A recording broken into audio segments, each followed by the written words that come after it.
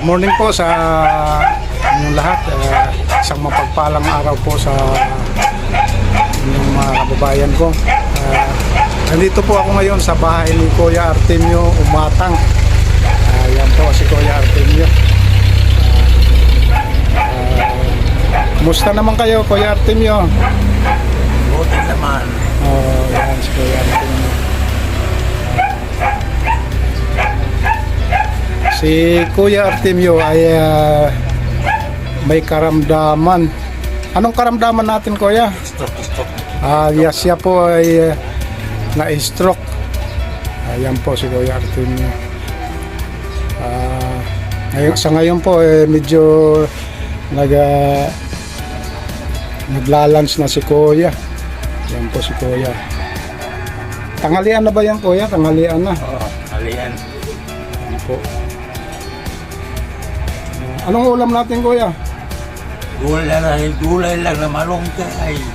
Gulay daw na sinabawan ng malunggay. Yan po si Kuya. Kaya naman. Yan. So, si Nanay. Bet. Yan, si Nanay pala. So, yan mga kababayan po. Yan po ang bahay ni Kuya Artemio. Yan po. Yan po si Nanay. Anong pangalan ni Nanay? Elizabeth. Umatang. Elizabeth Umatang po, si Nanay. Ilang taon na po kayo, Nanay? 70. Ayan po si Nanay Elizabeth Umatang. 70 na. Ayan po. Ayan po ang bahay nila, Nanay Elizabeth. Ayan po. Ito. Sige. Ilang beses na kayo na-stroke, tatay? Ako, 4 na beses. Nakaapat sa beses na ako. Oo, mga kababayan, nakakatakot naman. 4 na beses na-stroke. Naggrabe siya yung pang-apat. Huli daw po medyo grabe ang pero pasalamat pa rin tayo, tatay, na binibigyan pa rin tayo ng Masalamat ako sa Diyos. ayun. Tingnan mo yung anak ko. Ayan po. So, ngayon medyo iwas na po tayo sa mga bawal na kakainin. Di baling magtitaste na lang tayo sa mga sabaw-sabaw o kaya gulay-gulay. Hindi tataas. Ayan po. Iwasan pa yung kanin. Ayan po. Hanggat maaari. Si Tatay Artemio. Tagtaguan ka kita. Sige, tay, mag-message ka. May message mo ba kayo sa ating mga kababayan? Sige, message tay. Anong message? So, yung bahala na kayo kung anong kuwan nyo. Anong sasabihin nyo dun sa... Una po, sa mga kabayan ko na iwan para katulad ko mag-iwas tayo. Mag-iwas tayo sa mga lalo lang inom. Hindi po maganda sa ating katawan. Sa ano na lang, sa mga kababayan natin na baka nais may tumulong sa iyo, sa iyong kalagayan. Bayan po. Hindi, yung kuwan lang tayo, yung bang hiling mo lang, hiling. Hiling mo. Ang mga kabayan ko, kung mayroong mga konti lang para sa sobra, tulungan nyo ano. Dapat lang sa inyo. Ano na lang. Tingnan mong kalagayan ko. Ito si Tatay Artemio yan. Ang damage ng katawan mo, Kuya, saan banda bang? Wala naman. Pa. Nakakalakad po. Hindi. Hindi na. Paano pagpupunta kayo ng CR? Sa mga asawa ko, anak ko. Anak mo. Wala yan pag simple pupunta ng iihi. Oo. Yun. medyo na-damage na yung bandang paano ito. Kaya ano po. Oh. Pero yung sa katawan, okay lang. Si, anong pangalan na ano eh? Anong pangalan niya? Pangalan ay? Elizabeth. Elizabeth, Nanay Elizabeth. 64 years old, no? Ilang taon na kayo na? O, 70 na si Nanay Elizabeth.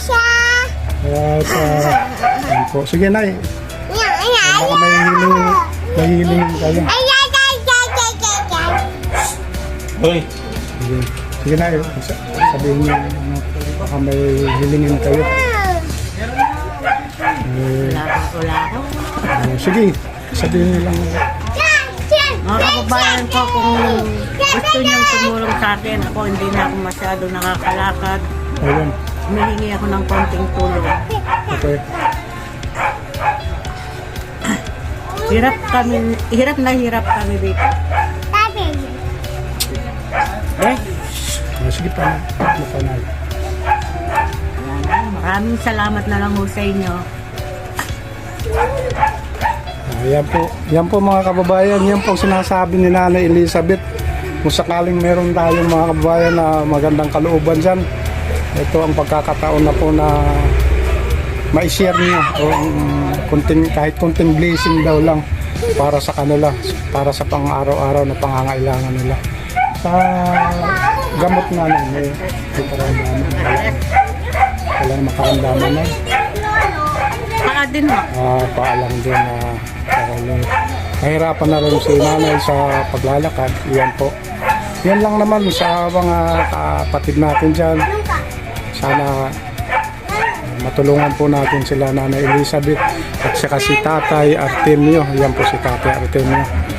Yan po. 4 times stroke na Tatay ano. Ayan po. Kaya hirap sila sa pang-araw-araw na pangangailangan. Di nila alam kung saan sila kukuha. Sa anak niyo, Nanay? Ilan bang anak niyo? Ito lang po, wala din sa asawa. Yung anak niya. Ano?